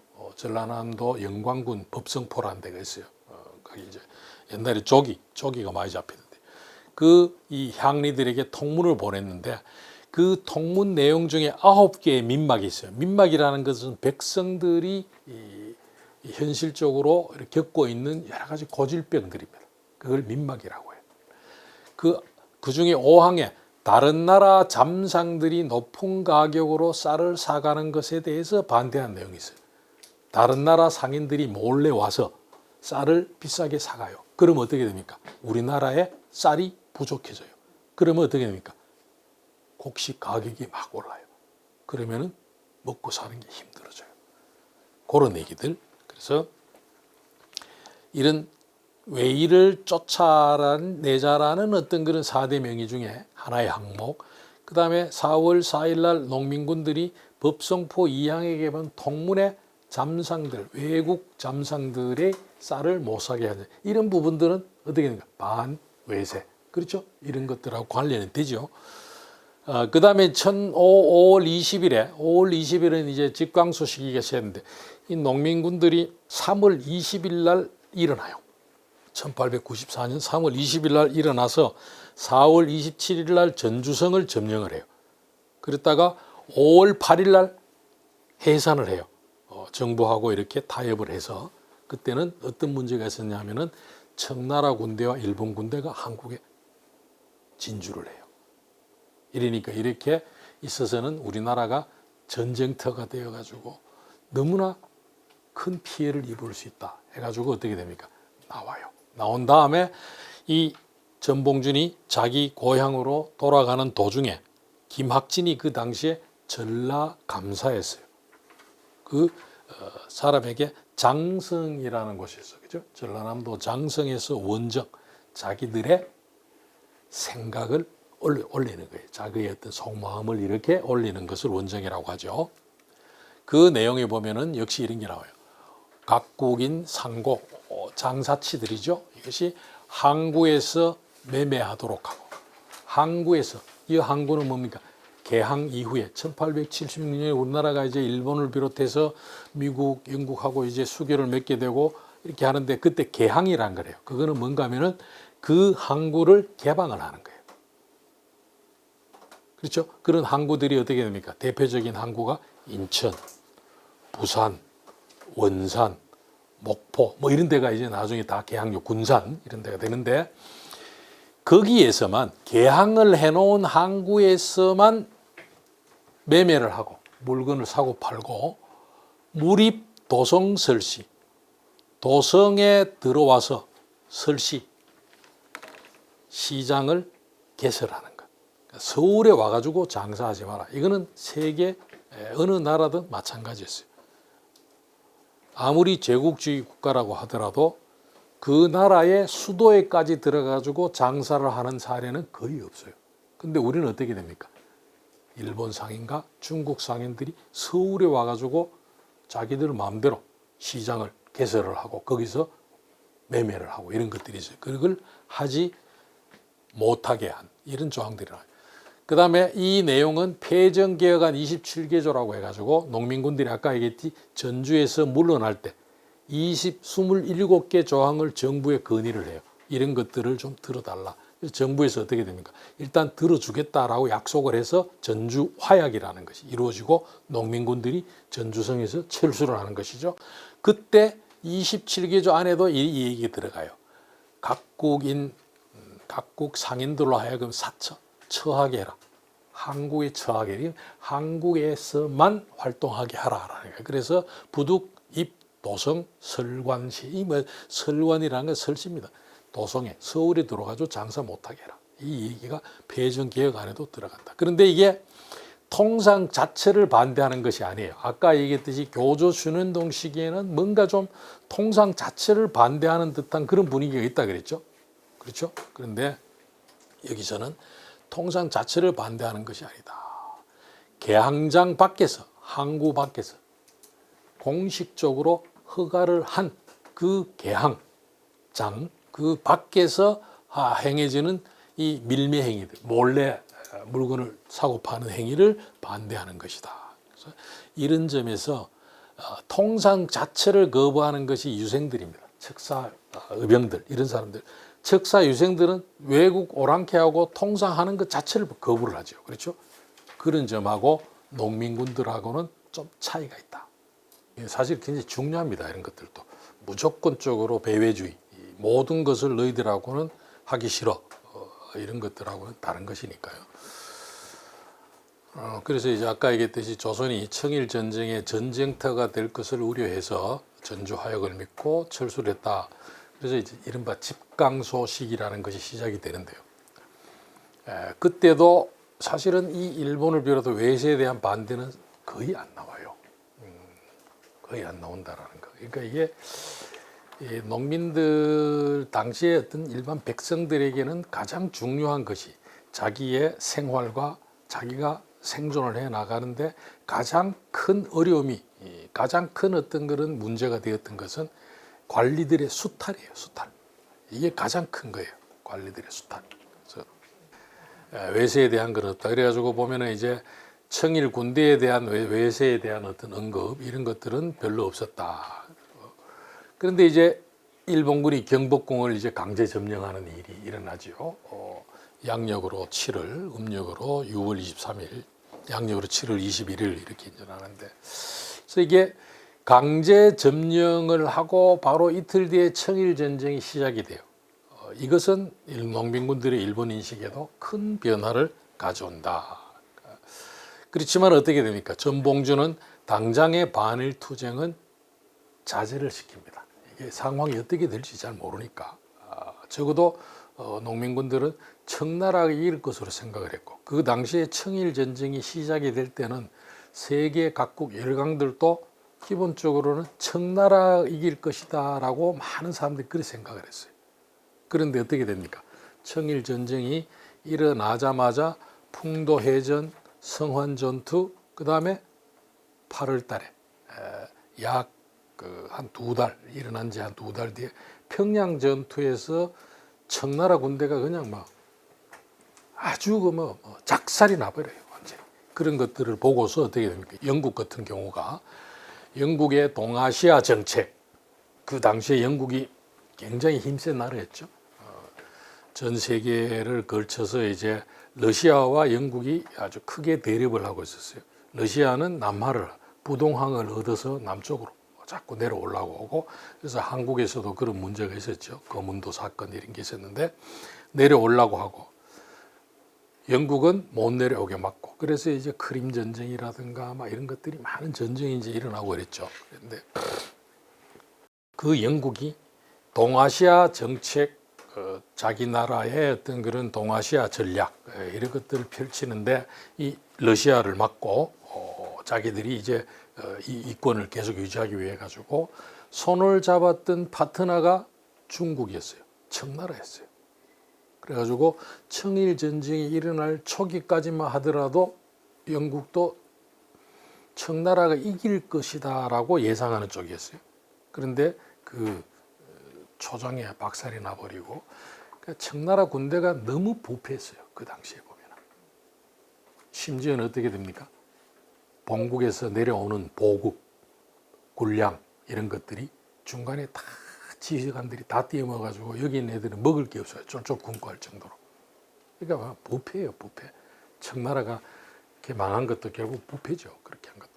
처음에는 청나라가 그래도 이길 것이다라는 생각도 있고 해서 아직 어떻게 상황이 될지 모르니까 전봉준을 비롯한 농민군 지도부에서도 일단 자제를 시켜요. 자제를. 농민군들한테 함부로 이렇게 하지 마라. 이런 얘기를 합니다. 방금 외구죠. 이거는 이제 외구인데 이거는 이제 일본을 얘기하는 거예요.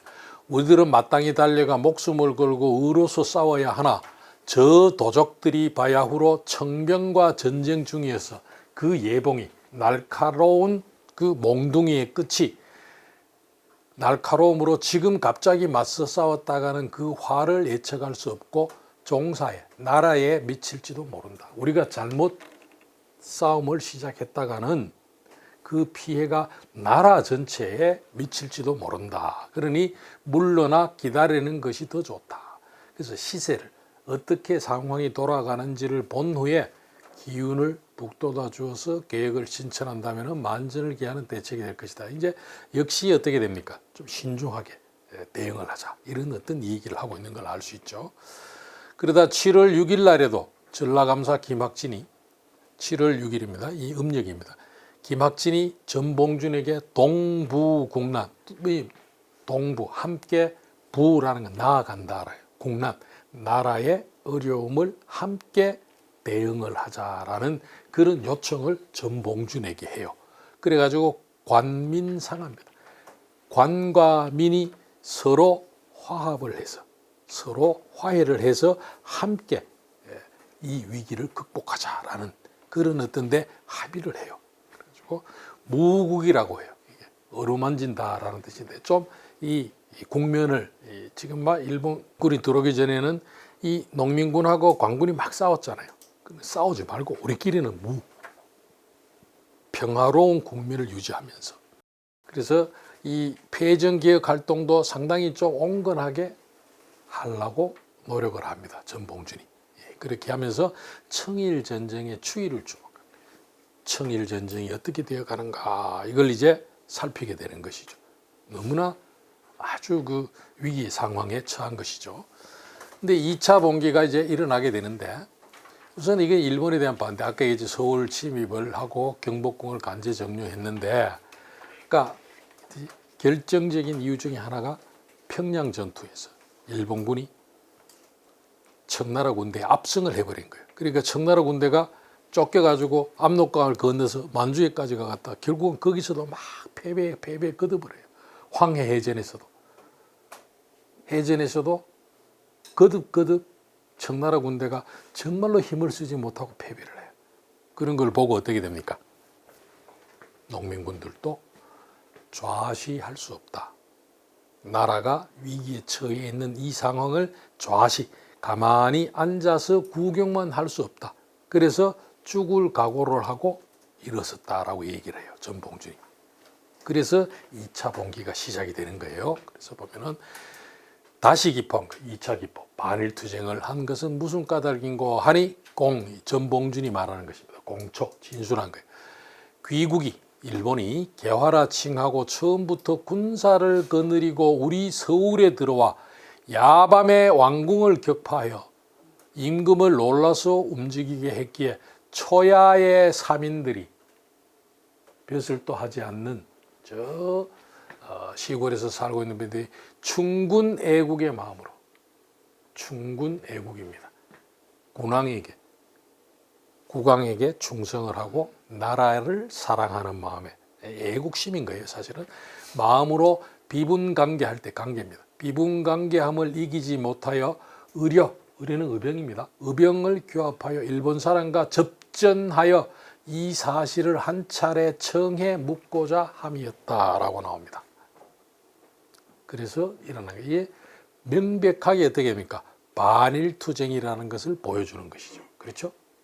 2차 전쟁은 일본에 반대하기 위해서 일어난 그런 어떤 봉기다라는 거. 그 다음에 그러면은 일본 병사며 일본뿐만 아니라 각국 사람들이 경성에 머무는 것을 다 쫓아내려고 했느냐 하니까 이것도 측면인 것이죠.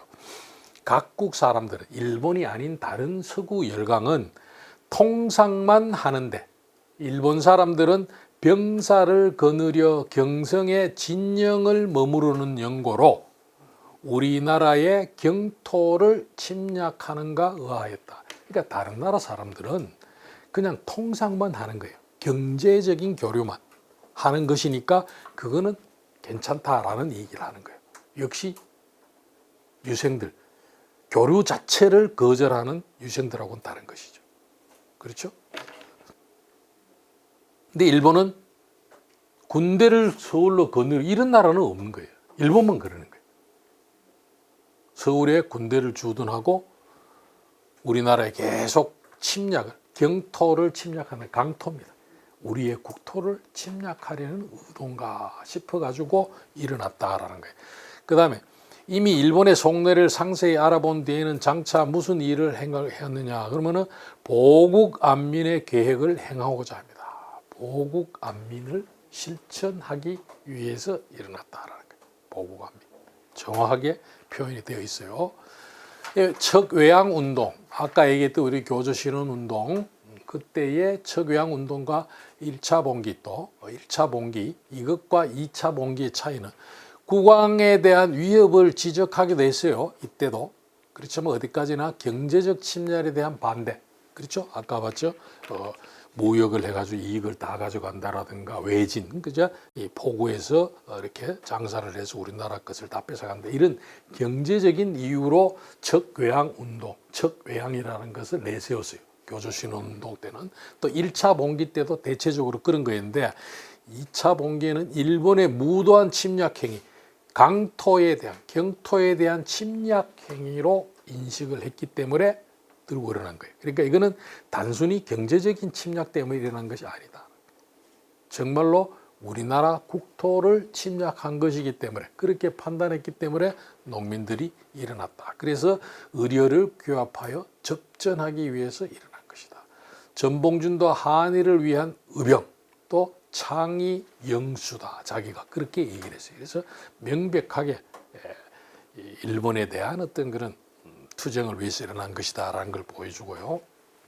창의소라는 어떤 명칭이 이제 나타나는데 척외양 운동 때도 창의회소, 1차 봉기 때도 창의소 이런 것이 이제 드러났는데 이 척외양 운동 시기에는 의료, 창의, 유생, 1차 봉기 때는 창의소, 의소. 근데 의병이라고 지칭하는 데는 없었어요. 나름대로 뭐 이런 게 있는데 그다음에 이제 뭐죠 여기. 그래서 국가적 위기를 극복하기 위해 유생층과 관료들까지도 항일 투쟁에 합류할 것을 요구를 하게 되는 것이 2차 전쟁 때면은 전봉준이 어떻게 돼? 1차 전쟁 때는 막 이렇게 공격을 했어요. 양반 유생들을. 말로.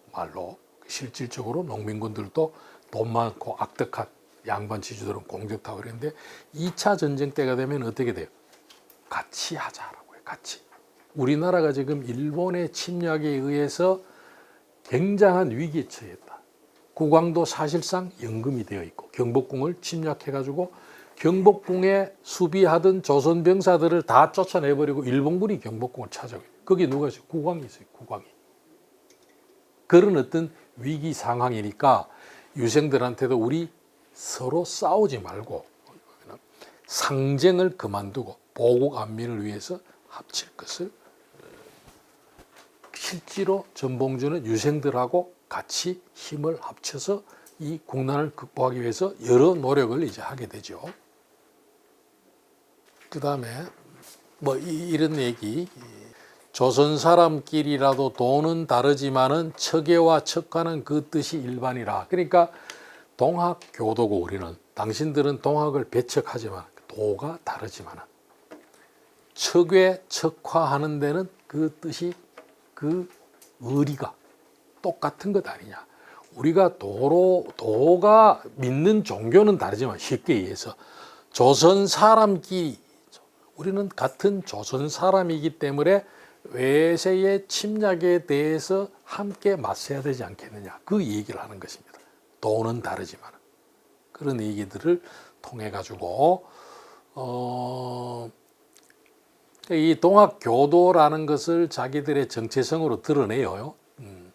이 보면은 동도 창의소, 뭐 동도 우리가 이제 동도다. 우리의 어떤 이 헤드쿼터 이 집행부 이름이 동도 창의소다. 이런 것들을 공식적으로 내걸지만은 동학 사상을 자신들의 행위를 정당화하는 어떤 기반으로 삼지는 않았다라는 거예요. 이게 우리가 유럽의 많은 종교를 기반으로 한 민주운동과 다른 점이라고 얘기했죠.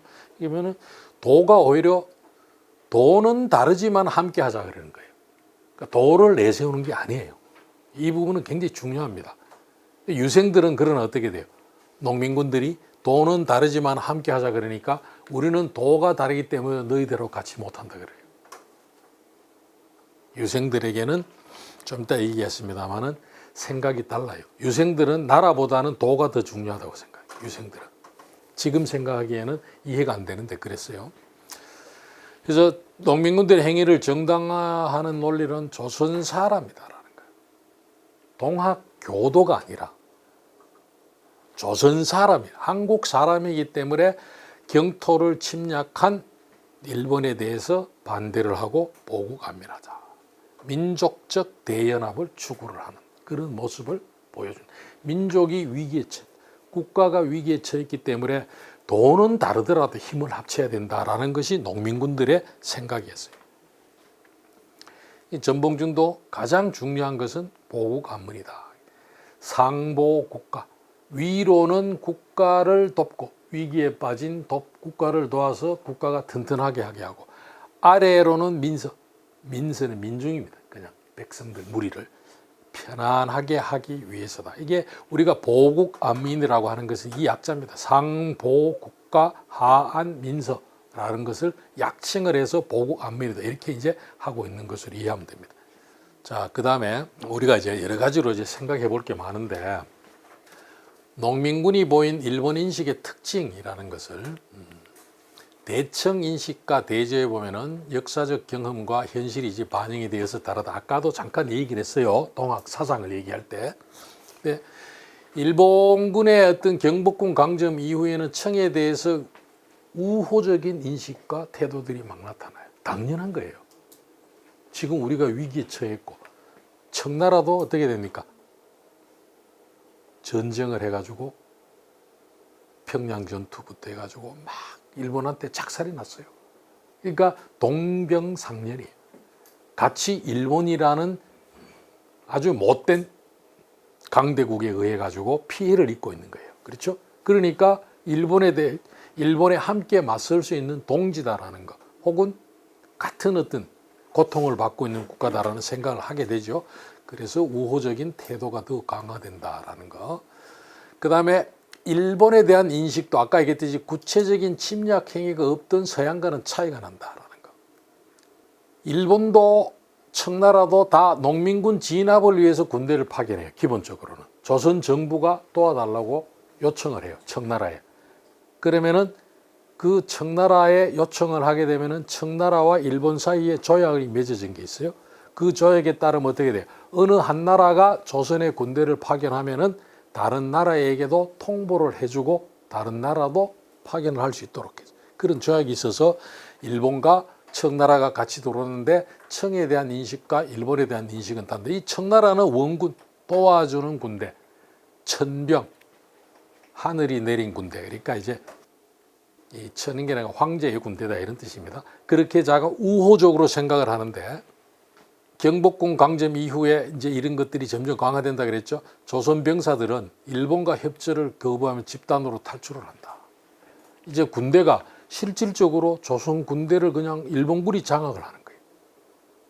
이래 되니까 우리는 일본 군대, 일본 지휘관의 지시를 받기 싫다 해서 막 탈출을 하는 이런 사람들이 났고, 그래서 원수인 일본군과 합세하여 원군인 우리를 돌아주러 온 청나라 군대에 맞설 수 없다라는 거예요. 우리가 왜 우리를 도와주러 온 군대, 그러니까 일본에 대한 적대감이 깊어질수록 청나라에 대해서는 우호적으로 바뀌는 거지. 그거는 뭐 지금도 마찬가지죠. 사실은 그렇죠. 곳곳에서 농민군과 청나라 군대의 연합이 일어난다. 청나라 군대가 어떻게 됩니까? 아산 앞바다의 풍도라는 데서 이제 해전에서 가장 먼저 이렇게 패배를 당하는데, 그거는 뭔가 하면은 일본 군대가 선전포고도 하지 않고 몰래 접근해가지고 갑자기 대포를 쏴가지고 일본 그 청나라 병사들을 싣고 있는 배를, 그게 이제 왜곡 상선인데, 일본은 항상 그래요. 선전포고를 하지 않고, 러일 전쟁 때도 그랬어요. 선전포고를 하지 않고 먼저 막 총 쏴가지고 막 초전 이렇게 막 코피를 터져놓고 한참 있다가 선전포고를 해요. 그래서 이 선전포고를 한 다음에 이제 성환 전투라고 해요. 직산. 성환, 지금 이제 성환이 지금 어디죠? 평택 그쪽이죠. 거기에서 전투를 하는데 져요. 육전에서. 해전에서는 풍도해전을 먼저 졌고, 육지에서 전투를 지는데 그때 어떻게 됩니까? 패배한 청나라 군대가 패잔병이 되어서 이렇게 도주를 해요. 도주를 해가지고 이 우회로로 바로 서울을 통해서 가면은 또 일본 군들이 방해를 하니까 숨어가지고 이렇게 우회를 해서 평양으로 모이게 되어 있어요. 그 과정에서 어떻게 됩니까? 농민군들하고 연대를 하는 사례들이 나와요. 예를 들면은 전봉준 부대에도 일본 청나라 패잔병이 오니까 받아들여줬다라는 그런 기사도 있어요. 그런 수밖에 없겠죠. 일본 상인은 공격을 하고 청나라들은 상행위를 계속했다. 그것도 청나라 상인과 일본 상인이 합쳐서, 그러니까 조선 상인이 합쳐가지고 일본 상인을 폭행하고 이런 사례들도 나타났다. 청군과 연대를 한 배경이라는 것은 옛날부터 사실은 삼국이라는 청나라에 대해서는 아까 얘기했죠. 명청이 교체된다. 처음에는 청나라를 만든 왕조를 건국한 것은 오랑캐죠. 만주족이에요. 만주족은 주자학적인 어떤 그런 세계관에 의하면 오랑캐예요. 그렇죠? 한족이 중하의 주인공이어야 되는데 그 한족이 바보같이 헤매다가 결국은 소수의, 여러분들 나중에 되면은 청나라 19세기 태평전국이 일어날 때쯤에는 중국 인구가 3억 5천만 명이 돼요. 그런데 만주족은, 청나라를 지배하는 만주족은 몇 명이었습니까? 500만 명이 안 됐어요. 기가 막히죠. 500만 명도 안 되는 만주족이 3, 4억이 되는 한족을 지배를 했던 거예요. 중국은 예나 지금이나 엄청난 인구였어요. 그러니까 그 프랑스 혁명이 일어날 때 1789년입니다. 프랑스 혁명이 일어날 때 유럽에서 압도적인 강국이 프랑스였어요. 왜 그렇습니까? 왜 압도적인 인구가 많아요. 다른 것보다. 프랑스 혁명이 일어날 때 프랑스 인구가 2,600만이었어요. 영국 인구가 800만 정도밖에 안 됐어요. 1,000만 명이 안 됐어요. 그래서 이 나중에 이제 독일 같은 경우가 나중에 인구 정책을 막 쓰죠. 결국은 인구 많은 놈이 짱땡이다 해가지고 인구를 많이 해가지고 2차 세계대전을 일으킬 때 히틀러가 그때는 독일 인구가 굉장히 많아지죠. 그렇죠? 지금도 여전히 어떻게 보면 인구 면에서는 독일이 가장 많죠. 8천만 명이 넘고 영국은 6천 700만, 프랑스는 한 6,500만 이런 정도 이렇게 되고 있는데 어쨌거나 거기에 비해 가지고 그 10배가 넘는 인구가 중국에 있었어요. 그러니까 어마어마한 국력을 가지고 있었던 거예요, 중국이. 그런데 제국주의 국가들이 해가지고 굉장한 고통을 받게 되는 것이죠. 자, 그래서 중국에 대해 가지고 처음에는 오랑캐라고 그랬다가 점점 세월이 흐르면서 실질적으로 청나라가 중국을 지배하는 것을 인정을 하게 되고 오히려 청나라에서 배우자, 그게 북학입니다. 실학자들 중에서 북학론이라는 것이 있어요. 연암 박지원이라든가 박재가라든가 이런 사람들이 북학을 하는 이유가 바로 북이라는 것은 청나라를 얘기해요. 더 이상 오랑캐로만 배척하지 말고 인정을 하고 배울 건 배우자. 그게 북학론자다. 자, 임진왜란 이후의 어떤 역사적 경험. 그때 임진왜란 때는 어쨌든 청나라는 안 했지만 중국 이후를 도와줬죠. 그런 것들도 작용을 했을 수 있다는 거예요. 자, 그 다음에 이 반청, 반중을 주장했다라는 논의도 있었어요. 계속 있어 왔는데 아니에요. 실질적으로. 그거는 이 척의 척황, 여기 보면 이런 게 우금치 전투 직후에 농민군들이 고시, 경군, 여, 영병, 이교 시민, 경군과 영병, 서울에 있는 국왕의 군대, 각 감령의 군대, 그 다음에 이교들, 시민이라는 것은 여기서 얘기하는 시민은 시티즌이 아니라 보부상을 얘기합니다. 상인인데 그 중에서도 보부상이에요. 보부상이 관군편에 붙어가지고 농민군들 그 정탐원 노릇을 하고 그랬죠. 그래서 그 사람들에게 보내가지고 아까 얘기했던 민족적 대연대를 다시 한번 촉구를 해요. 전봉준이. 그래서 충군 우국 시즘이 있거든 곧 의리로 돌아와서 서로 상의하여 같이 함께 척에 척화하여 조선이 외국 일본 나라가 되리지 않게끔 하고 동심 합력하여 대사를 이루게 하올세라 이런 얘기를 하는데 여기 보면은 척에 척화 얘기 나오죠. 척에 척화하여라는 것을 이 친중 반청도 했다 반중도 했다라는 사람은 이 척화로 중화로 이렇게 이해를 해. 근데 이게 있을 수가 없어요. 척화라는 단어는 조선 왕조 500년 동안 어디에도 안 나오는 얘기입니다. 그러니까 그런 것들이 있을 수 없고 여기는 척화라는 것은 어떻게 됩니까? 척화, 개화를 반대한다. 아니면은 적어도 이 화, 척화파가 있죠. 옛날에 이 오랑캐하고 이렇게 손을 잡는 것을 반대하는 그 의미에서 척화로 받아들이지 이걸 중화할 때 하라고 하는 것은 오기이기 때문에 이거는 잘못이다. 그러니까 아까도 얘기했지만은 이 더군다나 우금치 전투 같이 농민군들이 막 이렇게 이제 큰 패배를 당한 다음에 굳이 거기에 중국에 대해 청나라에 대해서도 반대한다라는 내걸 이유가 하나도 없죠. 그 이전에도 계속 청나라 군대하고는 청나라도 지금 뭐 작살이 나가지고 지금 일본군한테 막 그렇게 피해를 받고 있는데 왜 그렇게 하는 거 아니죠. 아까도 얘기했지만은 1차 유학자하고 1차 의병들하고 이제 국제 질서 인식에서 차이가 난다. 그러니까 이제 이 통상만 하는 것은 허용을 했는데 화이론적인 어떤 세계관에 입각한 사람들은 이적시하기 때문에 통상 자체를 거부했다라는 거. 그런 점에서 이제 배타적인 배회주의였다 이렇게 이제 볼 수 있는데 그것과는 다르다라는 것도 우리가 확인을 해둘 필요가 있죠. 그다음에 아까 얘기했듯이 이 유학자들은 화이론적인 어떤 세계관, 화와입니다. 화, 중화. 우리는 소중화예요. 중화가 세계 문명의 중심이에요. 우리는 소중화. 그 문명을 열심히 배워가지고 중화 그 자체는 아니지만은 사실상 우리가 그 다음 나중에는 어떻게 청나라가 명나라를 집어삼킨 다음에는 진짜 중화는 우리밖에 없다 이렇게 생각됐어요. 그러니까 지금의 어떤 인식으로 우리가 이해를 못하는데 그 사람들은 어떻게 위국 나라를 지키는 것보다 위도에 더 무게가 있었어요. 그래서 유생들은 뭐라 그럽니까? 나라는 빼앗기더라도 다시 찾으면 되는 거죠. 그렇지만은 돈은 한번 망가지면은 금수의 땅이 되기 때문에 돌이킬 수 없다라고 얘기해요. 지금으로서는 우리가 이해가 안 되죠.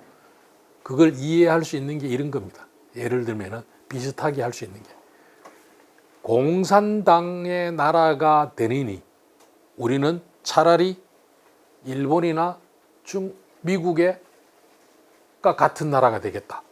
이렇게 생각하는 거하고 비슷한 거예요. 그러니까 그 당시에 유교라는 것은 그만한 일종의 보편적 이데올로기였던 거예요. 유교를 지키는 것이 나라를 지키는 것보다 더 중요하다는 거예요. 지금 우리 어떻게 됩니까? 공산당이 되어서 우리가 빨갱이들의 지배를 받는 것보다는 차라리 다른 나라의 지배를 좀 받더라도 공산당이 되기는 싫다라는 게 예를 들어 특히 반공주의가 한참 횡행을 할 때 이승만, 박정희 시절에는 그런 생각을 많은 사람들이 했지 않겠어요? 내가 보기에는 그런 거하고도 비슷하다. 이때는 도라는 것이 너무나 중요한 거예요. 말 그대로 나라는 뺏겨도 돼요. 다시 찾으면 되는 거예요. 그러나 돈은 한번 망가지면 끝이다는 거예요. 그러니까 지금 우리의 어떤 일이 이 민족주의 이런 것들로 훈련이 된 우리로서는 이해를 못하는 것인데 내가 이들을 옹호하자라는 것이 아니라 이래서 위도를 하니까 이놈 나쁜 놈들 이렇게만 봐서는 안 된다. 그러면 역사를 제대로 이해하는 게 아니에요. 근데 전봉준은 이거 다른 거예요. 국가가 멸망하면 생민이 어찌 하루라도 편할 수 있을까? 생민, 살아있는 사람들이 어떻게 하루라도 편해? 이 사람은 뭡니까? 그러니까 도가 아니라 국가인 거예요. 국가. 국가가 더 중요한 거예요. 이런 점에서 유생들과 차이가 있다라는 거. 그래서 뭐 예를 들면 이제 유림들 중에는 이렇게 도를 같이 하지 않더라도 뭐 이렇게 아니다. 이게 이제 이것도 역시 뭡니까? 도는 같이 않더라도 같이 이 나라를 지키자. 민족적 대연합을 추구한 것이 바로 전봉준을 비롯한 농민의 지도에 다르죠. 그런 것이고요. 이 농민전쟁의 새로운 역사상을 생각한다. 근데 아까도 제가 잠깐 말씀드렸습니다만은 이 민족운동, 항일투쟁을 벌인 민족운동의 성격은 분명히 있고 그런 점에서 역사적으로 굉장히 중요한 의미가 있는 것이 동학농민전쟁 혹은 동학농민혁명이다. 용어는 어떻게 하든 관계없어요. 혁명이든 전쟁이든 뭐 농민전쟁이든. 그래서 이 일본군의 행위를 침략으로 받아들였다라는 거. 그래서 농민군들이 일본에 맞서가지고 정말로 죽음을 무릅쓰고 이제 싸웠다라는 거. 그랬는데 이 2차 봉기, 일본의 침략 행위에 되면 아까도 얘기했지만 어떻게 됩니까? 국가가 멸망하면 생민이 어찌 하루도 편할 수 있을까? 국가가 더 중요한 거예요. 생민들의 삶은 그 다음이 되어요. 이렇게 대외적 위기가 강해지면 국가주의라는 것. 국가주의라는 것이 더 강해져요. 그래서 어떻게 됩니까? 전쟁이 일어나면은 한국의 헌법에도 전쟁이 일어나면은 비상계엄령을 내려가지고 어떻게 됩니까? 시민들, 국민들의 삶을 제한을 할 수 있어요. 왜? 국가가 살아야 되니까. 위기에 처해가지고 전쟁에서 외적의 침입으로부터 국가를 지켜야 되기 때문에 그것을 위해서는 국민들의 자유, 일상적인 생활 이런 것들은 제약을 강할 수 있다라는 것이 비상계엄령이 만들어진 기본적인 어떤 입법 취지인 것이죠. 그와 마찬가지죠. 그래서 1차 봉기 때는 백성이 국가의 근본이다. 민유방본인 거예요. 민유방본. 백성들이 나라의 근본이다. 근본이 위축되면 국가가 멸망한다. 이건 어떻게 됩니까? 이 뒤에 거와 비교해 보면 확실히 백성들이라는 존재가 국가에 앞서죠. 그렇죠. 백성이 중요한 거예요. 백성이 위축되면 나라가 멸망하는 거예요. 여기는 나라가 멸망하면 백성들이 괴로워지는 거예요. 그래서 2차 봉기라는 일본의 침략, 외세의 침략이 본격화되면서 국가주의가 훨씬 강해진다. 그래서 이 농민들도 나라를 지키기 위해서 일해서게 되고 있다라는 이런 어떤 상황인데 이건 뭘 얘기하는가 하면은 우리가 이제 이런 역사적 사건을 볼 때도 그냥 막 일본군하고 싸웠으니까 막 훌륭하다 막 이런 것만 얘기할 것이 아니라 이런 어떤 과정이 어떤 다른 어떤 지금 우리가 추구하는 보편적 가치라든가 이런 것과 관련해서 어떤 의미가 있는가 이런 것들도 살펴야 된다는 거예요. 그래서 국가와 멸망을 함께하기 위해 항일투쟁을 시작했는데 이게 좋은 일이다. 몇 번 얘기했죠. 우리 여기도 지금 독립운동과 관련돼 가지고 하는데 나라를 잃었을 때 나라를 찾기 위해 가지고 목숨을 걸고 투쟁한 우리의 어떤 선조들에 대해 가지고 우리는 항상 고마워해야 된다라는 것은 맞아요. 그러나 거기에 더 나아가서 뭘 해야 된다 그랬습니까? 다른 나라를 향한 폭력과 침략 행위는 나쁘다라는 걸 우리는 생각을 해야 돼요. 그걸 같이 생각을 해야 돼요. 뭐 그럴 리는 없지만은 우리가 힘이 세지면은 일본을 다시 침략해가지고 일본을 우리 식민지로 만들 거예요. 그건 나쁘다라는 거예요. 내 말은. 그렇죠? 그리고 우리는 식민지 지배를 받았던 나라 중에서 유일하게 선진국이 된 만큼 그런 목소리를 많이 낼 수 있어요. 여기 보면은 식민지 국가 중에 유일하게 선진국이 돼. 세계 10위권의 경제 강국이다. 그러니까 최근 1인당 소득 면에서 일본을 추월했어요. 이런 어떤 나라로서의 어떤 위상 이런 것들을 생각을 해야 되고 그다음에 이제 지금 이 글로벌한 어떤 문제들이 굉장히 많아요. 글로벌한 차원의 기후 위기부터 불평등, 부정부패까지가 지금 완전히 세계적인 네트워크 속에서 이루어져요. 그래서 이런 어떤 문제들, 기후 위기는 어떤 잘 살고 못 살고 관계없어요. 다 망하는 거예요. 다 지구가 멸망하는 것이 쉽게. 지금 나날이 그런 어떤 문제들이 심각해지고 있는 거 우리가 피부로 느끼죠. 그래서 그런 문제를 해결하자면 글로벌한 연대가 굉장히 중요해요. 세계적인 연대를. 근데 그 연대를 위해 가지고 아직도 해결해야 될 게 굉장히 많은데 그 중에 하나가 뭔가 하면은 인종주의, 인종차별 이런 것뿐만 아니라 식민주의 돼가지고 식민지배를 했던 제국주의 국가들이 미안하다 그래고 이 피해를 받았던 나라들도 거기에 대해서 사과를 받아들이고 그 과정에서 식민지 지배를 받았길래 받았던 고통에 대해서 배상 내지 보상할 게 있으면 좀 하고 이렇게 하면서 같이 화해를 해야 연대가 가능해요.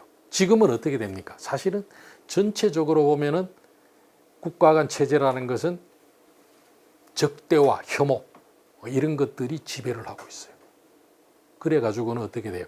인류 공멸의 길밖에 없다. 인류 공생에 이런 어떤 길을 어디서 찾을 것인가라고 했을 때 그런 고민들을 많이 해야 된다라는 거. 이제 밑태구라는 데가 베를린의 밑태라는 것은 중금의 중앙이라는 소리예요. 미들. 밑태구에 이제 소녀상을 설치를 했는데 그게 일본이 굉장히 반대를 했어요. 근데 여러분들 잘 아시는 분은 아시겠지만은 일본이 반대한 논리가 뭔지 알아요? 이거는 한국과 일본의 민족 문제다 그랬어요. 이거는 내셔널리즘의 문제다라고 했어요. 그러니까 처음에 소녀상 설치를 지지해 주던 독일 시민들이 베를린 시민들이 냉담하게 바뀌어버렸어요. 왜 그러냐? 그들은 이 소녀상이라는 것이 상징하는 인권에 대한 유린, 그 다음에 평화에 대한 파괴 이런 것들을 상징하니까 그러지 말자라는 보편적 가치를 추구한다라는 점에서 이것을 지지를 했는데 이것이 그냥 한국과 일본의 내셔널리즘의 문제다. 일본은 끊임없이 이걸 내셔널리즘의 문제로 몰아갔어요.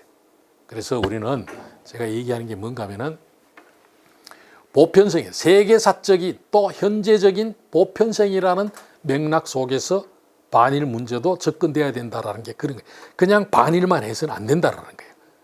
당연히 반일을 해야 되지만은 거기에서 그치지 않는다. 특히 우리나라는 이제 굉장히 힘이 센 나라가 되었어요. 우리가 생각하는 것보다는 훨씬 더 큰 영향을 미칠 수 있어요. 여러분들 K-팝 힘이 어마어마해요. 제가 유럽에 있는 그 한국어 하는 교수들하고 이렇게 가끔 만날 기회가 있고 가기도 하고 오기도 하고 하는데 상상할 수 없을 정도로 힘이 세요. 그러니까 그런 것들도 있고 하니까 그래서 이런 세계적인 글로벌한 어떤 연대라는 것과 관련해 가지고 식민지 지배를 당했으나 이제는 세계 강국이 되어 있는 선진국이 되어 있는 한국이 할 수 있는 발언할 수 있는 무언가가 있다라는 것. 그런 쪽으로 우리가 적극적으로 좀 생각할 필요가 있다. 그냥 계속 식민지 지배를 당했다라는 생각만 하지 말고 당에 섰으나 지금은 선진국이 된 우리가 뭘 할까? 뭘 할 수 있을까도 생각을 할 때가 되었다. 그 얘기를 여러분들한테 꼭 드리고 싶었습니다. 오늘 강의는 이것으로 마치겠습니다. 혹시 이제 질문을 받아야죠. 동학이 그 여러 가지 교리라든가 인맥이라든가 이런 걸 봤을 때 지금 선생님이 말씀하신 대로 그 이후에 이렇게 창도된 여러 어떤 민족 종교들, 정상교, 그다음에 지금 원불교도 사실은 관련이 되죠. 그 또 뭐죠? 아까 말씀한 그런 여러 가지 어쨌든 그과 관련이 있다라는 것은 많이 알려져 있고 연구들도 적지 않아요. 그러나 이 동학이라든가 그 정상교는 제가 뭐냐면 동학이 환단고개하고 연결이 된다라는 것은 제가 금시초문이고요. 그런 어떤 것도 경전을 어디를 보더라도 그런 게 없고 그 뒤에 최재우라든가 해울 최생일 이런 사람들도 그런 얘기는 전혀 안 했어요. 안 했고 저는 이제 하나 좀 이렇게 말씀드리고 싶은 거 옛날에 한국이 식민지 지배를 받고 그 해방이 된 다음에도 전쟁을 서로 동족 상잔을 겪으면서 전 세계에서 가장 가난한 나라 중에 하나고 하던 시절에는 우리가 우리의 어떤 그런 자긍심, 민족적인 자부심 이런 걸 이렇게 불러일으키기 위해 가지고 우리가 사실 알고 보면은 인류의 뿌리다 이런 얘기도 하고 있지만 사실 근거가 없어요. 그리고 그런 얘기를 해도 다른 사람들이 안 믿어줘요. 그 우리 스스로의 어떤 자기 위안을 삼는데 이전에 아까 말씀드렸지만 한국도 정말로 이제 한국이 세계 최고인 게 많아요. 반도체부터 경제적으로도 그런 게 있죠. 아까 얘기했던 그런 BTS라든가 블랙핑크든 이런 어떤 사람들, 그러니까 이 영화, 드라마, 이 K-팝 이런 것들이 세계 최고인데 그런 과거를 이렇게 해가지고 하는 것은 별 의미가 없어요. 그래서 과거에 그래 했으면은 지금은 이런 어떤 물었을 때 답변을 못하죠. 홍익인간이라는 어떤 그런 요소, 홍익인간이라는 것은 제가 보기에는 세계 보편적인 생각이에요. 인간 중심주의이기도 하고 널리 인간을 이롭게 한다라는 생각은 홍익인간이라는 용어는 쓰지 않더라도 세계 어느 나라나 그런 것들이 옛날부터 있었던 그런 경우가 굉장히 많아요. 그렇기 때문에 그런 것들을 또 이 세계 이 유일하다 이런 식으로 얘기하는 것은 좀 지금 와가지고는 좀 이상한 거예요. 그렇게 하면은 다른 나라 사람들이 용납을 못하죠. 예를 들면 중국, 일본 혹은 저 어디 아프리카의 어느 나라들이 우리는 뭐 1000년 전부터 뭐 2000년부터 이미 이런 게 있었다 그러면은 그래 알았다 그러지 그걸 아이고 너희들 위대하다 그러겠어요. 그러니까 그런 생각도 이제는 할 때가 되었다. 제가 말씀드린 게 그런 거예요. 한국도 이게 세계 보편적인 어떤 그런 맥락 속에서 우리의 역사도 얘기하고 우리의 어떤 인류 전체를 생각하는 어떤 미래 이런 것들도 좀 고민을 이제 할 때가 되었다. 우리는 그런 생각입니다. 수고 많으셨습니다. 네.